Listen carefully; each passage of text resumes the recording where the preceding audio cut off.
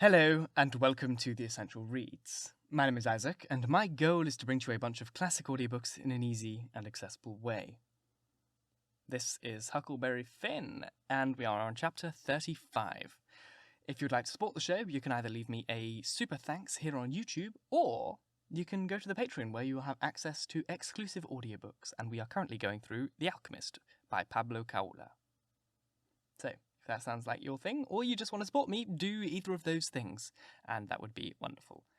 As you can see, I've got a new pop filter, so hopefully my plosive sounds, or my P's and D's and T's and S sort of sounds will be a lot nicer for you.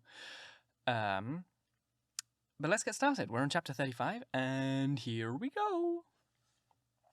Huckleberry Finn by Mark Twain. Chapter 35. It would be at most an hour yet till breakfast, so we left and struck down to the woods, because Tom said we got to have some light to see how to dig by, and the lantern makes too much and might get us into trouble. What we must have is a lot of them rotten chunks that's called foxfire, and just makes a soft kind of glow when you lay 'em in a dark place. We fetched an armful and hid it in the weeds, and set down the rest, and Tom says, kind of dissatisfied, "Blame it, this whole thing is just as easy and awkward as it can be, and so it makes it rotten difficult to get up a difficult plan. There ain't no watchman to be drugged. Now there ought to be a watchman. There ain't even a dog to give a sleeping mixture to. And there's Jim chained by one leg with a 10-foot chain to the leg of his bed. Why, all you gotta do is lift up the bedstead and slip off the chain. And Uncle Silas, he trusts everybody. Sends the key to the pumpkin-headed, and don't need nobody to watch. Jim could have got out of that window hole before this, only there weren't no use trying to travel with a 10-foot chain on his leg. Why, drat it, Huck, it's the simplest arrangement I ever see. You got to invent all the difficulties. Well, we can't help it. We got to do the best we can with the material we got. Anyhow, there's one thing. There's more honor in getting out through a lot of difficulties and dangers where there weren't one of them furnished to you by the people who it was their duty to furnish them, and you had to contrive them all out of your own head. Now look at that just one thing of the lantern. When you come down to the cold facts, we simply got to let on that a lantern's risky. Why, we could work with a torchlight procession if we wanted to, I believe. Now, whilst I think of it, we got to hunt up something to make a saw out of the first chance we get. What do we want of a saw? What do we want of it? Ain't we got to saw the leg of Jim's bed off so's the chain get loose? Why, you just said a body could lift up the bedstead and slip the chain off. Well, if that ain't just like you, Huck Finn, you can get up the infant schooliest ways of going at a thing. Why, ain't you ever read any books at all? Baron Trank, nor Casanova, nor Benito Caini, nor Henry Ford, none of them heroes? Who ever heard of getting a prisoner loose in such an old matey way as that? Nope. The way all the best authorities does it is to saw the bed leg in two and leave it just so, and swallow the sawdust so it can't be found, and put some dirt and grease around the sawed place so the very keenest Sunday school can't see a sign of it being sawed, and thinks the bed lid is perfectly sound. Then, the night you're ready, fetch the leg a kick, down she goes. Slip off your chain. There you are. Nothing to do but hitch your rope ladder to the battlements, shin down it, break your leg in the moat, because the rope ladder's not 9 foot too short, and there's your horses and your trusty vessels, and they scoop you up and fling you across the saddle, and away you go to your native Languedoc or Navarre or wherever it is. It's gaudy, Huck. I wish there was a moat to this cabin. If you get time the night of the escape, we'll dig one. I says, what do we want of a moat when we're going to snake him out from under the cabin? But he never heard me. He had forgot me and everything else. He had his chin in his hand, thinking. Pretty soon he sighs and shakes his head, then sighs again and says, No, it wouldn't do. There ain't necessity enough for it. For what? I says. Why, to saw Jim's leg off, he says. Good land, I says. Why, there ain't no necessity for it. And what would you want to saw his leg off for anyway? Well, some of the best authorities has done it. They couldn't get the chain off, so they just cut their hand off and shoved. And the leg would be better still. But we gotta let that go. There ain't necessity enough in this case. Besides, Jim's wouldn't understand the reason for it, and how it's custom in Europe, so we'll let it go. But there's one thing. He can have a rope ladder. We can tear up our sheets and make him a rope ladder easy enough, and we can send it to him in the pie. It's mostly done that way, and I've had worse pies. Why, Tom Sawyer, how you talk, I says. Jim ain't got no use for a rope ladder. He has got use for it. How you talk? You better say you don't know nothing about it. He's got to have a rope ladder. They all do. What in nation can he do with it? Do with it? He can hide it in his bed, can't he? That's what they all do. And he's got to do it, too. Huck, you don't ever seem to want to do anything that's regular. You want to be starting something fresh all the time. Suppose he don't do nothing with it. Ain't it there in his bed for a clue after he's gone? And don't you reckon they'll want clues? Of course they will. And you wouldn't leave 'em any. That would be pretty howdy-do, wouldn't it? I never heard such a thing. Well, I says, if it's in the regulations and he's got to have it, all right, let him have it. 'Cause I don't wish to go back on no regulations. But there's one thing, Tom Sawyer. If we go tearing up our sheets to make Jim a rope ladder, we're going to get in trouble with Aunt Sally just as sure as you're born. Now, the way I look at it, a hickory bark ladder don't cost nothing, and don't waste nothing, and it's just as good to load up a pie with and hide in a straw tick as any rag ladder can start. And as for Jim, he ain't had no experience, so he don't care what kind of a... Ah, shucks, Huck Finn. If I was as ignorant as you, I'd keep still. That's what I'd do. Who ever heard of a prisoner escaping by a hickory bark ladder? Why, that's perfectly ridiculous. Well, all right, Tom, fix it your way. But if you'll take my advice, you'll let me borrow a sheet off the clothesline. He said that would do, and that gave him another idea. And he says, borrow a shirt, too. What do we want of a shirt, Tom? I want it for Jim to keep a journal on. Journal your granny. Jim can't write. Suppose he can't write. He can make marks on the shirt, can't he? If we can make him a pen out of an old pewter spoon, or a piece of old iron barrel hoop. Why, Tom, we can pull a feather out of a goose and make him a better one, and quicker, too. Prisoners don't have geese running around the dungeon keep to pull pens out of, you muggin'. They always make their pens out of the hardest, toughest, troublesome piece of old brass candlestick or something like that they can get their hands on. And it takes them weeks and weeks and months to file it out, too, because they got to do it by rubbing it on the wall. They wouldn't use a goose quill if they had it. It ain't regular. Well then, what are we making the ink out of? Many makes it out of iron rust and tears, but that's the common sort, and women. The best authorities use their own blood. Jim can do that, and when he wants to send any little, common, ordinary, mysterious message to let the world know where he's captivated, he can write on the bottom of a tin plate with a fork and throw it out of the window.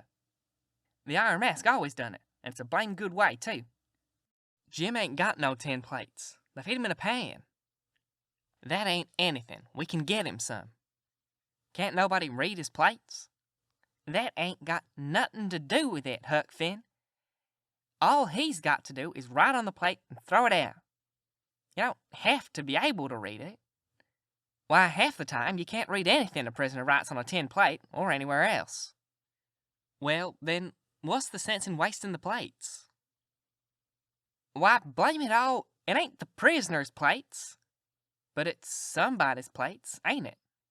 Well, supposing it is. What's the prisoner carries? He broke off there, because we heard breakfast horn blowing, so we cleared out for the house. Along during that morning, I borrowed a sheet and a white shirt off the clothesline, and I found an old sack and put 'em in it. And we went down and got a foxfire, and put that in, too. I call it borrowing because that was what Pap always called it, but Tom said it weren't borrowing, it was stealing. He said we was representing prisoners, and prisoners don't care how they get a thing, so they get it, and nobody don't blame 'em for it either. It ain't no crime in a prisoner trying to steal a thing he needs to get away with. Tom said, it's his right, and so, as long as we was representing a prisoner, we had a perfect right to steal anything on this place we had the least use for, to get ourselves out of prison with. He said if we weren't prisoners, it'd be a very different thing, and nobody but a mean, ornery person would steal when he weren't a prisoner. So we allowed that we would steal everything there was that come handy. And yet he made a mighty fuss one day after that, when I stole a watermelon out of the patch and eat it, and he made me go and give a dime without telling what it was for. Tom said that what he meant was we could steal anything we needed. Well, I says I needed the watermelon, but he said I didn't need it to get out of prison with. There's where the difference was. He said if I wanted to hide a knife in it and smuggle it to Jim to kill the Santa Skull with, it would have been all right. So I let it go at that. No, I couldn't see no advantage in my representing a prisoner if I got to sit down and char over a lot of gold leaf distinctions like that every time I see a chance to hog a watermelon. Well, as I was saying, we waited that morning till everybody was settled down to business and nobody in sight around the yard. Then Tom carried the sack into the lean-to, whilst I stood off a piece to keep watch. By and by, he comes out, and we went and sat down on the woodpile to talk. Everything's all right now, except the tools, and that's easy fixed. Tools? I say. Yes. Tools for what? Why, to dig with. We ain't going to gnaw him out, are we? Ain't them old crippled picks and things in there good enough to dig a out with? I says. He turns on me, looking pitying enough to make a body cry, and says, Huck Finn, did you ever hear of a prisoner having picks and shovels, and all the modern conveniences in his wardrobe to dig himself out with? Now I want to ask you, if you got any reasonableness in you at all, what kind of a show would that give him to be a hero? Why, they might as well lend him the key and done with it. Picks and shovels. Why, they wouldn't furnish them to a king. Well then, I says, if you don't want the picks and shovels, what do we want? A couple of case knives. To dig the foundations out from under that cabin with? Yes. Confound it, it's foolish, Tom. It don't make no difference how foolish it is. It's the right way. And it's the regular way. And there ain't no other way that I ever heard of. And I've read all the books that gives any information about these things. They always dig out with case knives. And not through dirt, mind you. It's generally through solid rock, and it takes them weeks and weeks and weeks, and forever and ever. Why, look at one of them prisoners in the bottom of Dungeon Castle Deep in the harbor of Marseille that dug himself out that way. How long was he at it, you reckon? I don't know. Well, guess. I don't know. A month and a half? 37 years. And he came out in China. That's the kind. Where's the bottom of this fortress with solid rock? Jim don't know nobody in China. What's that got to do with it? Neither did that fellow. But you're always wandering off on a side issue. Why can't you stick to the main point? All right. I don't care where he comes out, so he comes out. And Jim don't either, I reckon. But there's one thing, anyway. Jim's too old to be dug out with case knife. He won't last. Yes, he will last, too. You don't reckon it's going to take 37 years to dig out through a dirt foundation, do you? How long will it take, Tom? Well, we can't rest as long as we ought to, because it mayn't take very long for Uncle Silas to hear from down there by New Orleans. He'll hear Jim ain't from there. Then his next move will be to advertise Jim, or something like that. So we can't rest being as long digging him out as we ought to. By rights, I reckon we ought to be a couple of years, but we can't. Things being so uncertain, what I recommend is this. That we really dig right in, as quick as we can. And after that, we can let on to ourselves that it was 37 years. Then we can snatch him out and rush him away the first time there's an alarm. Yes, I reckon that'll be the best way. Now there's sense in that, I says. Letting on don't cost nothing. Letting on ain't no trouble. And if it's any object, I don't mind letting on it was 150 years. It wouldn't strain me none after I got my hands in. So I'll mosey along now and smooch a couple of case knives. Smooch 3, he says. We want one to make a saw out of. Tom, if it ain't irregular and irreligious to suggest it, I says, there's an old rusty saw blade around yonder sticking under the weatherboarding behind the smokehouse. He looked kind of wary and discouraged-like and says, It ain't no use to try and learn you nothing, Huck. Run along and smooch the knives. 3 of them. So I done it. Thank you so very much for listening. If you enjoyed, please like, comment, share, all that jazz. And if you really enjoyed, do subscribe because there is more to come. And if you really, really enjoyed, please feel free to leave me either a super like here on YouTube or go to the Patreon where you will have access to exclusive audiobooks and will be making a direct contribution to this show, the continuation of it, and me paying my rent, which will be cool.